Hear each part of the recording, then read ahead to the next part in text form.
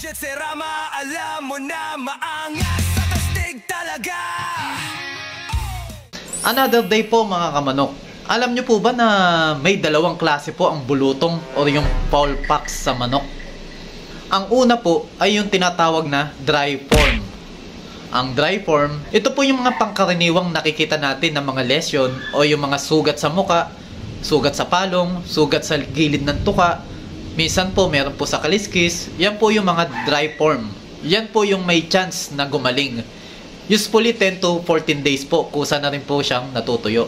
Wag lang po sana magkaroon ng secondary bacterial infection. Ang isang form naman po ay yung diphtheric form or yung wet form. Yan po ay yung nagkakaroon ng lesion internally sa oral cavity o dun sa mga bunganga nila. Parte ng ngalangala, parte ng dila hanggang dun sa lalamunan, minsan po hanggang dun sa butchi. Yan po yung mas lethal form ng bulutong o yung mas delikado at nakakamatay.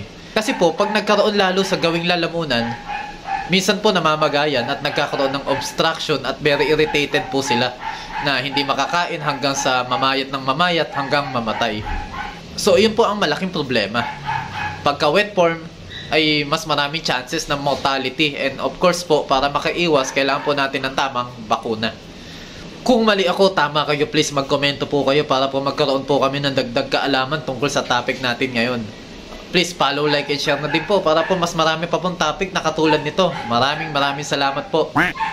Serama, alam mo na maangas at astig talaga.